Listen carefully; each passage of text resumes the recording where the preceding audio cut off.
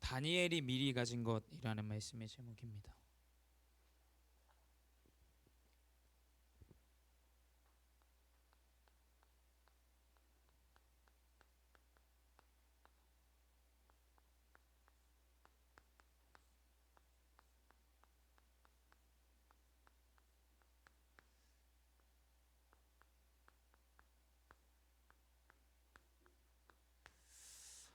네, 우리 다니엘이 미리 가진 것.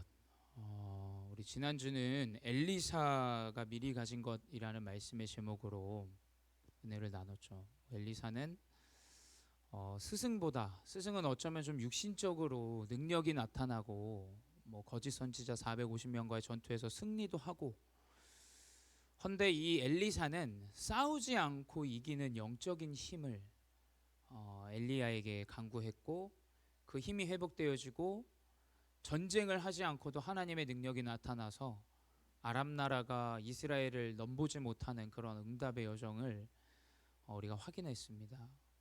그 이후에 우리가 오늘 말씀으로 회복할 것은 다니엘이 미리 가진 것이라는 말씀의 제목입니다. 지금 이 다니엘의 현장은 절대 불가능 가운데 있는 현장입니다.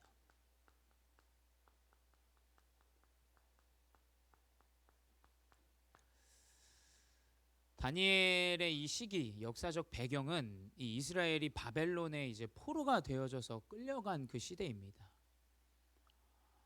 우리나라도 일본에게 한 50년간 이제 어려움을 당했는데, 그 정도의 50년 기간에 우리가 어려움을 당하면서도 이런 축구 경기를 보면 알 수 있듯이 한일전 하면은 정말 피 터지게 또 이 네티즌들이 또 굉장히 여러 가지 좀 심하다 싶을 정도로 다투기도 하고 싸우기도 하고 막 이렇게 강조를 하죠. 근데 이 이스라엘이 7번 이제 강대국에게 이제 어려움을 당하는 상황 가운데 이제 그 중에 하나입니다. 그런 현장 가운데 이제 국가가 망했어요. 국가가 망해서 내가 섬기는 우리나라의 왕이 이제 두 눈이 뽑혀서 바벨론 장군의 말에 이제 줄에 매달려서 바벨론까지 질질 끌려가서 죽습니다.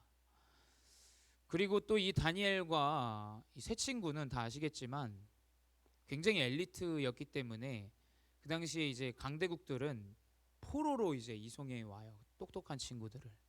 그래서 이제 국가 발전에 여러 가지를 이제 기여하도록 이 엘리트들을 포로로 이제 잡아오는 상황입니다. 그런 가운데 이제 기록에는 안 나와 있어요. 근데 다니엘의 부모님 어떻게 됐겠습니까? 형제 자매 친인척들 어떻게 됐겠어요? 전혀 기록이 나오지 않습니다. 근데 그러한 절대 불가능의 현장 가운데 이 다니엘이 놓여졌고, 이제 포로가 시작되어지는 시작점에서 다니엘의 인생의 여정이 시작되는 겁니다. 우리 렘넌트들도 마찬가지일 거예요. 지금 위기 시대 때 또 여러 가지 뉴스들을 준모님도 항상 매일 아침 보는데 참 안타까운 일들이 많잖아요. 군대에서도 요즘 여자 간부 이런 상황들, 또 광주에서도 여러 가지 이런 일들, 사람이 하는 일 가운데는 어찌됐건 여찌됐건 불가능 가운데 있을 수밖에 없습니다. 우리의 생각으로 그런 어려움들을 당하면 올바로 이거를 헤쳐 나가야 되는데 절차들을 그냥 우습게 알고 인생에 한번 있을 법한 일 아니냐라는 이야기들, 또 그로 인해서 그것들을 이제 정치인들은 정치적으로 악용하고 본인들의 이제 표를 얻기 위해서 이제 남녀 이런 분간에 좀 여러 가지 이용을 하는 그런 상황 가운데 있습니다. 그래서 심지어 어린 렘넌트들도 이제 우리 청년이 그렇게 얘기하더라고요. 자기가 있는 그 현장에서 어린아이가 좀 갖다 놓으라 그랬더니, 남자니까 갖다 놓으라 그랬더니 왜 남자들이 해야 되냐 이런 근데 그게 지금 사회적 상황입니다. 사실은 그렇죠. 남녀 간에 또 이렇게 성별 간에 전혀 이런 틀이 없는 지금 상황 가운데 있죠. 어쩌면 지금 이러한 것들이 우리 후대들이 지금 나아가야 될 현장이에요. 굉장히 부당하고 비합리적인 그 현장이 저 멀리 있는 국가의 이야기가 아니라 우리 후대들이 이제 나아가야 될 사회고 현장이라는 사실을 절대 잊어서는 안 됩니다. 내 자녀에게는 이런 문제가 없는데 아니요. 그 현장으로 나아가야 되는 상황 가운데 있는걸요. 분명히 아셔야 돼요. 모든 현장과 모든 삶, 사람이 만들어낸 모든 시스템은 불가능해요. 그래서 아무리 좋은 누군가를 위해서 타당하게 만든 법률인 것 같지만 악용되는 법률이 더 많아요. 그렇죠? 뭐 예를 들자면 뭐 심신미약 이런 것들이 뭐 악의적으로 만들어졌겠습니까? 이런 법률이. 근데 그걸 악의적으로 사람은 사용하게 돼 있어요. 그 왜 그러냐? 하나님의 말씀 예수 그리스도의 해답이 아닌 이상 인간이 만들어낸 모든 것들은 비합리적이고 절대 불가능하다는 사실을 아셔야 돼요. 그게 아니면 이 사람에게는 맞는데 저 사람에게는 틀리는 거예요. 우리에게는 국가 최고의 독립운동가인데 일본에게는 테러리스트예요. 그러한 기준들로 우리가 자꾸 우리의 기준대로만 무언가를 합리적이다 말하지만 절대 합리적이지 않습니다. 뭐 말하죠. 굉장히 논리적으로 이야기합니다. 근데 저는 말씀 말고는 맞는 게 없다라고 생각해요. 이 사람에게도 맞고 저 사람에게도 맞고 저 아픈 병자에게도 많고 저 연약한 저 사람에게도 맞는 건 육신이 아니에요. 절대. 하나님의 말씀 말고는 모든 사람에게는 육신의 것은 절대 불가능하다는 사실을 잊지 마시기 바랍니다. 당연한 현장에 있었던 거예요. 어쩌면 다니엘은.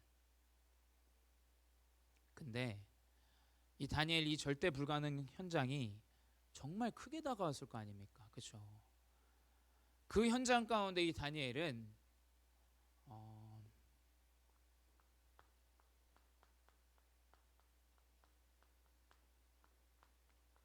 절대 가능한 하나님의 말씀을 정확하게 붙잡은 거예요.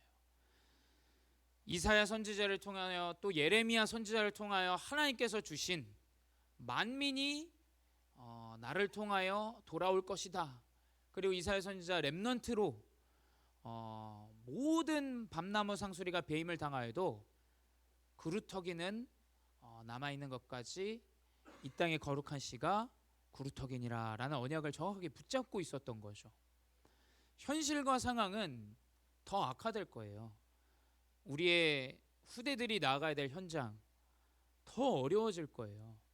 뭐 청년들, 뭐 실업자들 많아지고, 뭐 자살 수도 너무 많아지고, 그 가운데 이상한 그 기준 없는 그 물질에 중심된 그런 이상한 시스템들이 많아져서 청년들이 빚더미에 앉고 또 목숨을 달리하고 이런 것들이 왜 일어나겠습니까? 어쩌면 절대 불가능인데 그 불가능을 보질 못하는 거예요. 그리고 절대 가능인데 그 절대 가능을 보지 못하기 때문에 자꾸 나의 인생과 모든 여정을 육신적인 것에 허비하고 있다라는 거예요.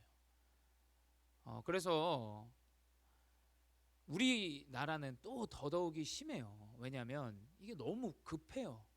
좀 천천히 여유 있게 가는 그런 마음이 없다 보니까 좀 뭐라 그래야 될까요? 저도 우리나라를 사랑합니다만 좀 졸부적인 느낌이 있는 것 같아요. 그러니까 빠른 시간 내에 어떠한 목표나 이런 것들이 없이 깊이 없이 무언가를 빨리 이루고자 하는 그 물질적인 중심이 잘못 각인돼 있다라는 거죠. 그래서 저는 우리 렘넌트들과 우리 교회 모든 성도님들과 중직자분들에게 다른 이야기 해줄 게 없어요. 우리 렘넌트들 뭐 만나서 맛있는 것도 먹고 합니다. 근데 그게 그렇게 중요한 것 같진 않아요. 저는 제가 볼 때 진짜 중요한 건 뭐냐면 절대 가능한 그 응답의 말씀을 전달하는 것 말고는 렘넌트들에게 필요한 게 없더라고요. 먹는 건 많이 먹으면 살찌고 적게 먹으면 배고프고 이거예요. 많이 먹으면 탈나고 화장실 가야 되고 적게 먹으면 안 가고 꼴꼴 굶고 그 정도예요. 우리가 진짜 렘넌트들이 나아갈 현장들이 절대 불가능인데 무엇으로 우리 렘넌트들에게 답을 줘야 되냔 말이에요. 자꾸 우리가 육신적인 걸 각인시키면 불가능해집니다. 우리 렘넌트들에게 하나님의 말씀이 성취된다라는 것을 정확하게 확인시켜주고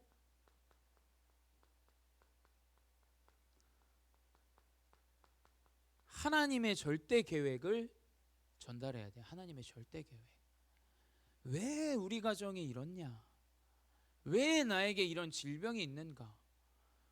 아니, 답이 안 되는 인생으로 상처 가운데 있으니까 사회를 비판하는 것밖에 안 돼요. 보세요. 돈이면 된다고 하지만 다리가 없는 장애인은 어떻게 돈을 법니까? 지능이 모자란 장애인들은 어떻게 세상을 살아가냐고요. 그러니까 이게 비합리적인 그 불가능을 자꾸 잡고 있고 그 기준을 갖고 있다 보니까 이상한 것만 생겨요. 그래서 뭐냐? 그걸 또 악용하죠. 그러한 상태, 그러한 시스템을 사실은 저는 복지가 그렇게 좋다고 생각하지 않아요. 복음 없이 인본으로 살아가 보겠다 이런 것이 복지예요. 사실은 그렇잖아요. 아무리 이 사람이 어렵다고 하도 그 사람의 상태를 바꿔줘야 되지, 그 사람의 마음과 생각을 바꿔줘야 되지, 그 사람에게 돈을 갖다 준들 그게 해답이 됩니까? 근데 그걸 자꾸 그 기준대로만 우리 렘넌트들이 또 우리 성도님들이 붙잡고 가서 되겠냐고요. 하나님의 절대 계획이 있다. 너에게 그 가정을 주신 이유, 너에게 그 문제를 주신 이유, 하나님의 계획이 있다니까요. 왜 포로로 갑니까? 왜 왕인 눈알이 뽑혀서 그 현장으로 포로로 끌려가냔 말이에요.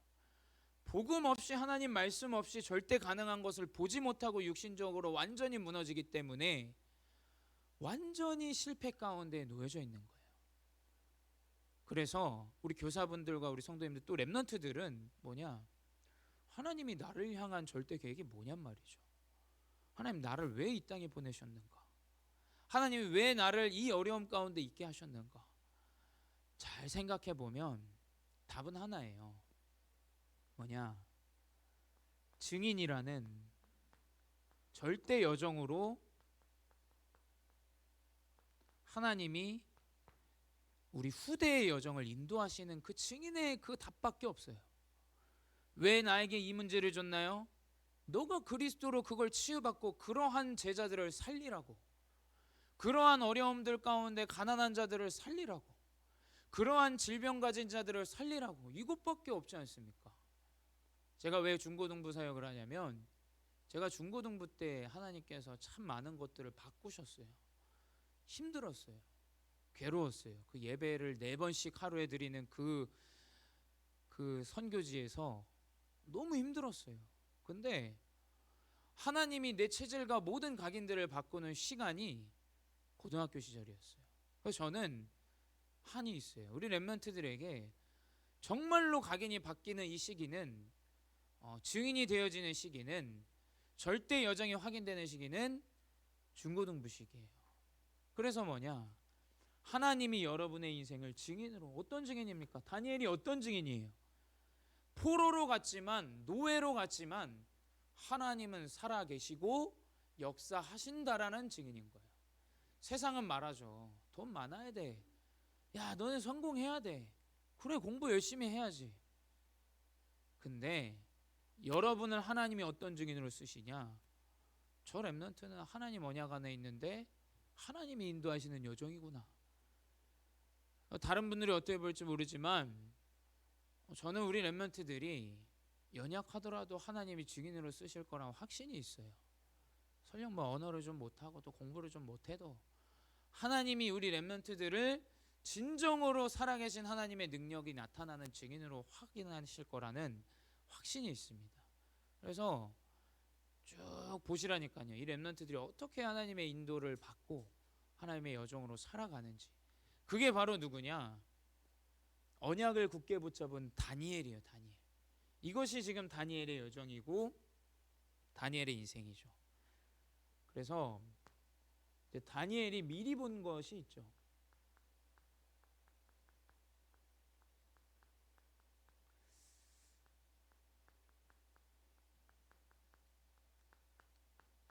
미리 보는 것은 다른 것을 이야기하는 게 아니에요. 없으니까 안 되더라. 저도 중학교 고등학교 시절에 목회자가 뭐 집이 어려워요. 저희 목사님 사모님도 두 분이 결혼하시고 이제 목회를 이제 시작하시고, 심지어 저희 집은 빨간 딱지까지 붙은 적도 있어요. 왜냐면은 좀 개인적인 일들이 있어서 좀 그러한 일들도 다 보고 자랐어요. 근데 하나님이 미리 보게 하시는 것은 육신의 눈이 아니에요. 육신의 눈으로 본다면 보세요. 그런 일들, 경제적으로 어려운 일들을 본다면 제 인생은 이상한 것을 붙잡고 살아가야겠죠. 나는 성공을 위해서 달려가야 되고 돈이 많아야 된다는 기준 살아가요. 그게 아니라는 게 저 이 자리에 그래서 서 있지 않습니까? 진짜 현장에 있어서 미리 보는 것은 영적인 눈을 가지고 볼 수 있는 것이 미리 보는 것이에요. 육신의 눈으로 보는 것은 이것밖에 안 보여요. 이것밖에 안 돼. 불가능해. 할 수 없어. 우리 집이 내가 안 되지. 그게 바로 뭐냐? 영적인 눈이 아닌 육신적인 눈이라는 거예요. 근데 이 다니엘은 어릴 때부터 진짜 이 렘넌트 시기 때 영적인 눈을 가지고 있던 자였어요. 현실은 포로예요. 여러분, 끌려가고 있다니까요. 이 마음이 어떻겠냐면, 주목님은 우리 이제 남자친구들도 이제 다 군대를 가겠지만, 이 군대에 들어갈 때 머리 빡빡 밀고 이게 참 속으로 막 너무 비윤리적인 거 아니냐, 머리를 왜 밀고 이렇게 뭐 군대로 가야 되고, 뭐 이렇게 해야 되나 이런 생각도 있었고, 또 심지어 막 이렇게 휴가 나왔다 들어갈 때 이게 진짜 들어가기 싫어요. 근데 여러분, 군대를 가는 게 아니라 지금 포로로 끌려가고 있는 거예요. 그러면 이 사람의 마음이 어떻겠냔 말이에요. 시작됐어. 이제 포로가 언제 끝날지도 모르고 언제 마무리가 될지도 모르는 이 상황 가운데 이 사람의 심적인 그 생각이 어떻겠냔 말이죠. 현실은 지금 이러한 완전 불가능 가운데 있는데, 이 다니엘이 본 것은 다른 것이었어요. 왜 우리 국가가 망했는가? 하나님의 말씀 없이 완전히 우상 숭배하는 국가가 되어버렸기 때문에 망했다라는 사실을, 이 영적인 사실을 알고 있었던 거예요.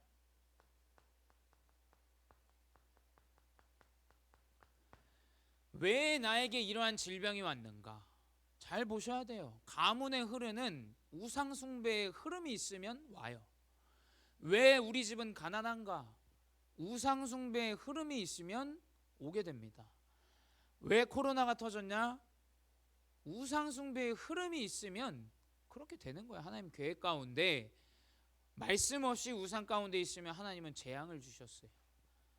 우리 렘넌트들이 왜 개인의 문제, 가정의 문제, 현장의 문제들이 왔는지를 정확하게 볼 수 있어야 돼요. 그러니 어떻게 되냐? 포로로 끌려가서 다니엘서 1장 8절에서 9절에 보면, 아니 그냥 포로로 끌려갖고 국가 망했고 이제 하나님 안 살아계신다라는 거 결론 났잖아. 그러면 그 나라에서 주는 우상의 재물을 좀 먹어도 되잖아요. 먹고 살아야 되잖아. 먹어도 된단 말이지. 어차피 국가 망했잖아. 왕도 없어. 근데 이 사람은 뭐냐? 우상의 재물을 먹지 않기로 뜻을 정한 자였어요. 이런 렘넌트가 나와야 돼요. 완전히 실패해도 이 사람의 마음과 생각을 사단이 가져갈 수 없는 사람이에요. 우리나라도 마찬가지예요. 일제감정기 때 어려움들을 당하고 그렇게 탄압 가운데 핍박 가운데 있었는데, 이러한 주기철 목사님, 이러한 올바른 선배들이 있었기 때문에 우리가 이 복음의 언약을 가지고 있는 거예요. 사실은 그러한 일제강점기 때 우상숭배 해도 되고 신사참배는 우상숭배가 아니다라고 말한 목사님들도 살아 계시는 분들도 계세요. 근데 뭐 이분들 생전에 자기가 실수했다, 하나님께 범죄했다라고 고백은 하긴 했습니다만, 근데 이 주기철 목사님은 좀 다른 거죠. 뭐냐? 아니 어떻게 그것이 우상숭배가 아니냐? 좀 해도 되잖아요. 해도 되고 먹어도 되잖아요. 근데 이분은 그게 아니었던 거죠. 이 다니엘이 뭐냐? 내가 죽으면 죽었지 이 우상의 제물을 먹지 않겠다.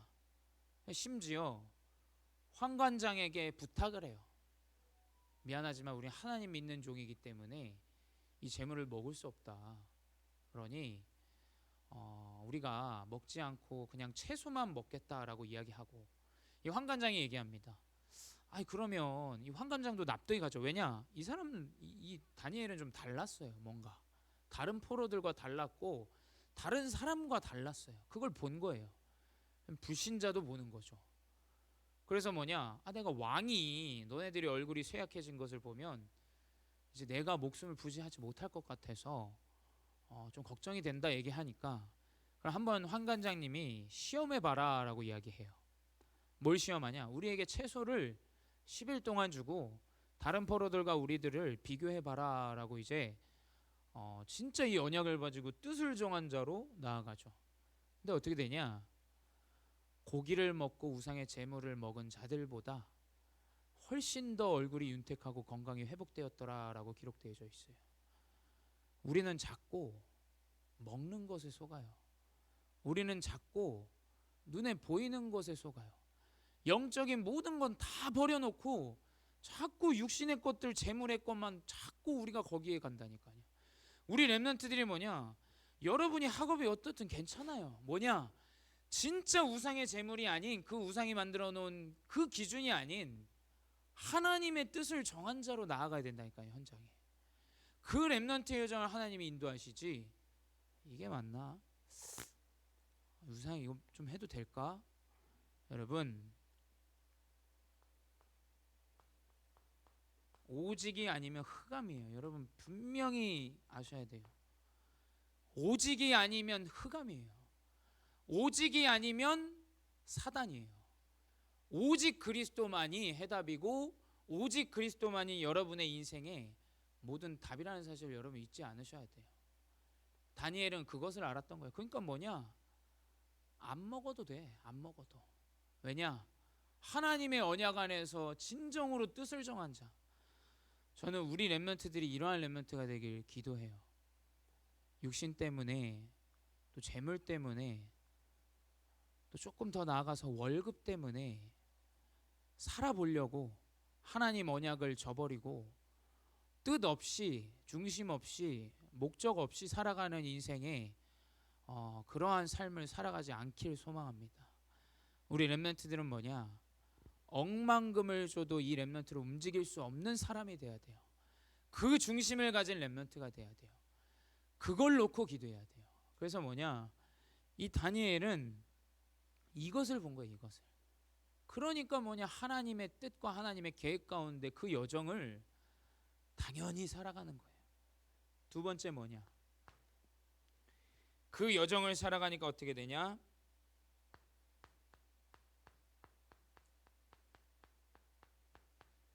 영적인 눈을 가지고 살아가면 하나님이 영적인 힘을 허락하십니다.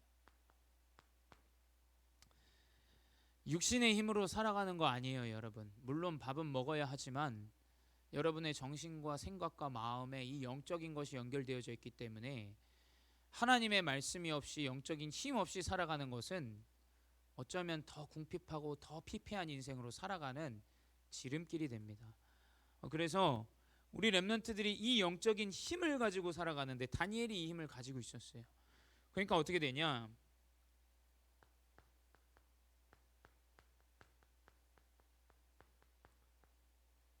이 느부갓네살 왕의 이제 꿈을 해석합니다. 꿈을.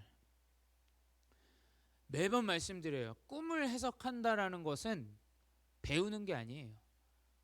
우리 학부모분들도 계신데 배워서 된다라고 생각하시면 안 돼요. 하나님이 지혜를 주셔야 가능해요. 주머니 항상 얘기하죠. 주머니 할머니는 일제시대 때 분이어서 한글을 읽지 못하시는 분이었어요. 근데 찬양하다가 갑자기 성경 읽게, 우리 가족은 다 아세요. 그게 과학적으로 이해가 안 되실 거예요. 까막눈이세요, 까막눈. 지금은 소천하셨는데 읽을 수가 없어요.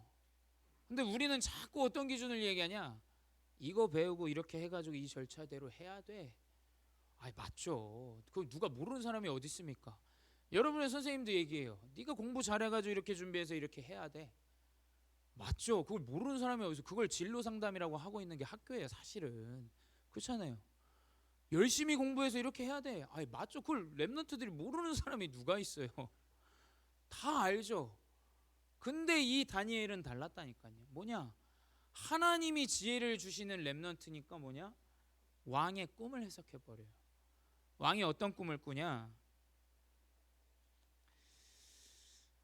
이 왕이 꿈을 꾸는데 신상이 나옵니다. 큰 거대한 신상이 나오고 머리는 금이고 두 팔은 은이고 배와 허벅지는 노시고 종아리는 쇠고 이 발은 쇠와 진흙으로 되어 있는 신상이 나와요, 꿈에서. 근데 뭐냐? 어떠한 큰 형태가 와서 그 다리를 치니까 모든 것이 으스러지고 그 재가 온 땅을 덮었다라는 꿈이에요.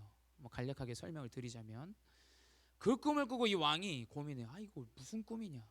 그래서 모든 그 당시에 이제 바벨론에 이 어마어마한 포로들이 있고 주술과 술객들이 있기 때문에 모든 사람들 다 불러요. 내 꿈을 해석해라. 해석하는 자에게는 내가 모든 것들을 다 주겠다라고 하는데 해석을 못해요. 다 죽임을 당해요. 그래서 왕이 무슨 명령을 내리냐? 이 땅 바벨론에 있는 모든 지혜 있는 자들을 다 죽여라라고 명령을 해요. 그래서 그 자객이 이제 다니엘에게 찾아왔는데 다니엘이 자기가 하나님의 꿈을 해석하겠다라고 하고 하나님과 소통한 뒤 왕 앞에 나아가요. 그게 뭐냐? 바로 그 꿈을 해석해. 뭐냐? 이 땅에 많은 왕들이 있지만 하나님의 선택을 받은 왕이 바로 당신이다. 뭐 이건 아첨하는 말이 아니라 하나님이 주신 지혜로 해석을 한 거죠. 그게 뭐냐? 그 이후에 많은 왕들이 나오겠지만 어떠한 왕보다도 하나님이 당신을 택하시고 하나님의 당신을 이끌어 가시는 왕으로 역사에 길이 남는 왕이 될 것이다 라고 이제 고백하죠. 그래서 아직도 이 느부갓네살 왕은 기록에 역사적으로 아직도 남아 있습니다. 이 페르시아 대제국에. 그게 뭐냐? 이 느부갓네살 왕의 꿈을 해석하고 벨사살 왕의 꿈을 해석해요. 마찬가지입니다. 벨사살 왕이 이스라엘에서 예루살렘에서 가져온 모든 재물을 가지고 잔치를 벌려요. 술 먹고 뭐 그냥 잔치를 하는 거죠. 근데 갑자기 환상의 손이 나와서 글을 씁니다. 그 글이 뭐냐면 저도 이게 좀 말이 어렵더라고요.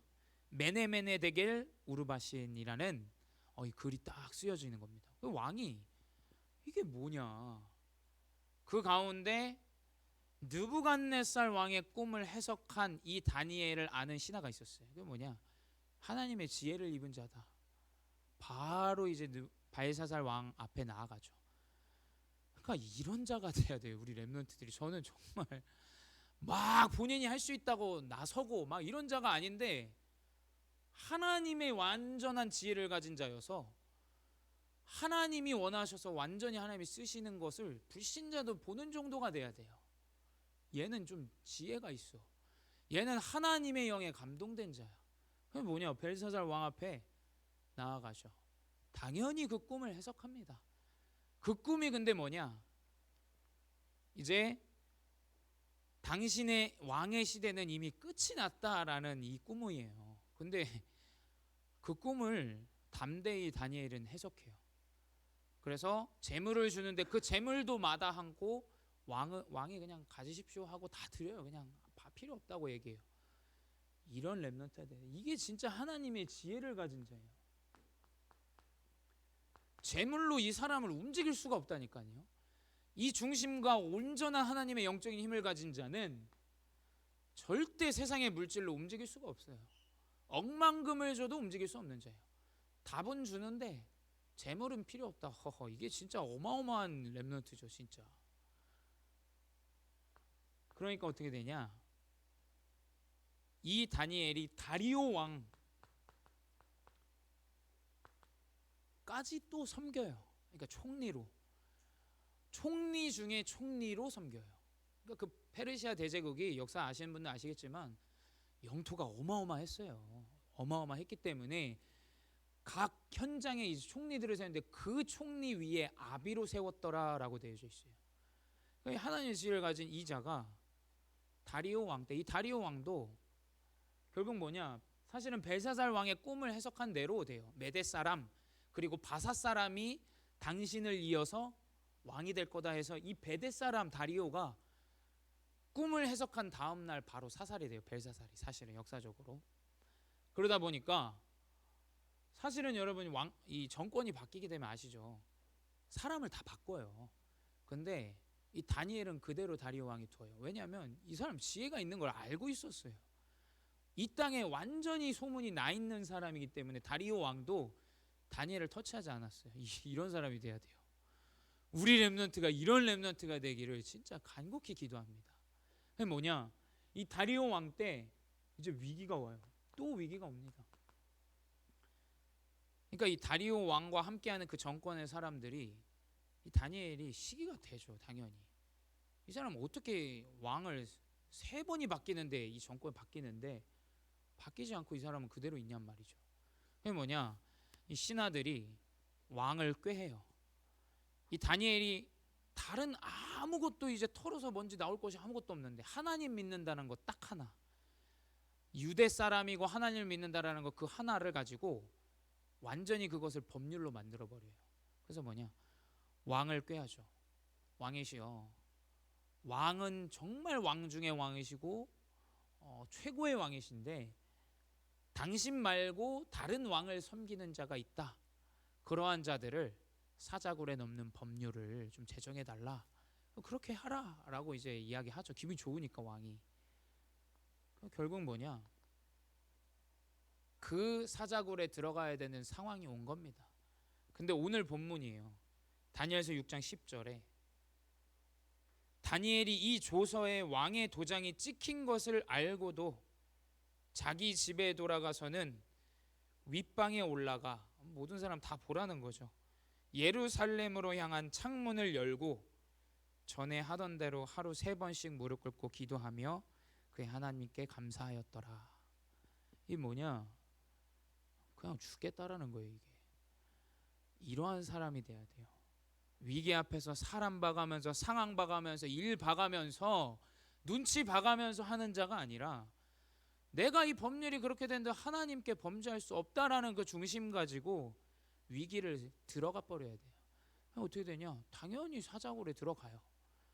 근데 그 힘을 가진 자는 그 능력이 나타나는 거예요. 어떻게 되냐? 사자굴에 들어갔는데 사자가 하루가 지나도 잡아먹질 않는 거예요. 이 굶주린 사자거든요. 잡아먹질 않아요. 그래서 하루가 지나서 이 다리오 왕이 다니엘이 너무 중요한 신하였기 때문에 뛰어가서 이야기합니다. 다니엘아, 네가 믿는 하나님이 너를 구원하셨느냐 이야기하죠. 다니엘이 왕이시여 만수무강하옵소서. 내가 믿는 하나님께서 천군 천사를 보내서 저 사자의 입을 봉하였나이다 라고 그 사자굴에서 고백해요. 그게 뭐냐? 바로 사자굴에서 나오고 이 사람을 꾀한 그 간신들이 사자굴에 들어가는데 기록에 보면 땅에 떨어지기도 전에 사체가 없어졌더라라고 돼 있어요. 이게 뭐냐? 진짜 하나님의 힘을 가지고 나가는 자에게 능력이 나타나는 거예요. 오직이 아니고 이것 보고 저것 보고 하는데 능력이 나타날 리가 없죠. 하나님의 완전한 이 영적인 힘을 가지고 나가는 자에게는 능력이 나타나요. 우리 중고등부 걱정하지 마세요. 여러분 학업대로 여러분 능력대로 되어지는 거 아니에요. 하나님의 능력대로 여러분의 여정이 성취되어지는 게 바로 렘넌트입니다. 그것을 가져야 돼요. 그것을. 내가 뭘 하지, 어떻게 해야 되지, 뭘 먹고 살아야 되지. 밥 먹고 살아요. 그냥 여러분 알아서 다 먹고 산다니까. 그걸 걱정할 게 아니에요. 지금 여러분 시간표는 하나님의 영적인 눈을 가지고 영적인 힘을 회복해야 되는 시간표다. 3번째 뭐냐? 그러니 이후의 응답이죠.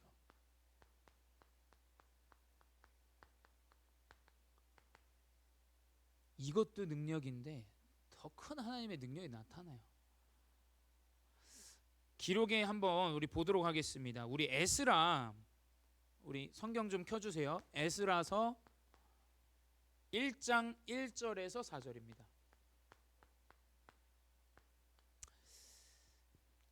네, 성경 에스라 1장 1절에서 4절입니다. 성경 좀 켜주시면 감사하겠습니다. 네, 우리 한번 다 같이 읽어볼게요. 바사왕 고레스 원년에 여호와께서 예레미야의 입을 통하여 하신 말씀을 이루게 하시려고 바사왕 고레스의 마음을 감동시키매 그가 온 나라에 공포도 하고 조서도 내려 이르되 바사왕 고레스는 말하노니 하늘의 하나님 여호와께서 세상 모든 나라를 내게 주셨고 나에게 명령하사 유다 예루살렘의 성전을 건축하라 하셨나니 이스라엘의 하나님은 참 신이시라. 너희 중에 그의 백성된 자는 다 유다 예루살렘으로 올라가서 이스라엘의 하나님 여호와의 성전을 건축하라. 그는 예루살렘에 계신 하나님이시라. 그가 남아있는 백성이 어느 곳에 머물러 살든지 그곳 사람들이 마땅히 은과 금과 그 밖의 물건과 짐승으로 도와주고 그 외에도 예루살렘에 세울 하나님의 성전을 위하여 예물을 기쁘게 드릴지니라 하였더라. 아멘. 이 다니엘이 이 세 왕을 지나서 고레스 왕까지 보필하게 돼요. 진짜 하나님이 주신 것을 가지고 완전한 그 달란트를 가지고 네 번째 왕까지 섬기는데 에스라서 1장 1절에 4절이 이 고백이 이제 고레스 왕의 고백이에요. 하나님을 모르는 그 강대국의 왕의 고백입니다. 뭐냐? 너희는 너희 유다 땅 예루살렘으로 돌아가서 성전을 건축해라. 뭐 자유의 몸이 된다라는 말이죠. 사실은 뭐 역사적으로 본다면 전부가 이렇게 해방된 상황은 아니었어요. 근데 이제 그 종교에 좀 자유를 준다라는 개념이었고 1차, 2차적으로 이스라엘을 이제 나가게 하죠. 그래서 뭐냐? 이 고레스 왕을 통해서 고백하게 해요. 하나님이 참 신이시고 하나님이 참 왕이고 그의 성전을 건축하는데 모든 예물을 기쁘게 드릴지니라 라고 고백하죠. 여러분 성공하려고 발버둥 안 쳐도 돼요. 뭐냐? 진짜 언약 가지고 아무 말 안 하고 가만히 있는데 뭐 불려다닙니다. 계속 여기저기서 불러요. 뭐 당연히 본인이 가진 지혜가 있으니까 해석해주고 답 주고 그 영적인 힘을 가진 자를 왕도 보는 거예요. 진짜 하나님 살아계시고 참신이시구나. 이러한 응답이 오는 거예요. 이제 포로로 끌려왔는데 절대분배하는 가운데 하나님의 절대 계획인 하나님의 능력이 그 강대국에 나타나는 여정으로 자유의 몸이 되어지는 거예요. 이 진짜 어마어마한 능력 아닙니까? 포로가 되어졌는데 포로에서 풀려나는 것까지 확인하고 생을 마감해요. 결론은 뭐냐?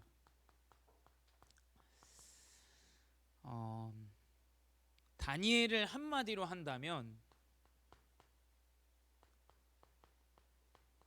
지혜 있는 자라고 이야기합니다. 저는 그렇게 얘기하고 싶어요. 지혜.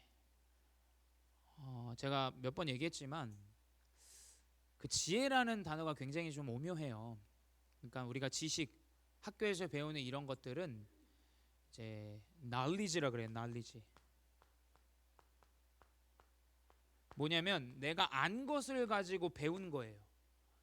지식은 내가 아는 것, 저 사람이 아는 것을 가지고 배운 건데 이 지혜라는 단어는 무슨 단어로 쓰냐면 wisdom이라는 단어로 써요. 이 원어를 좀 깊이 보면 하늘에서 주어진 지혜다라고 돼 있어요.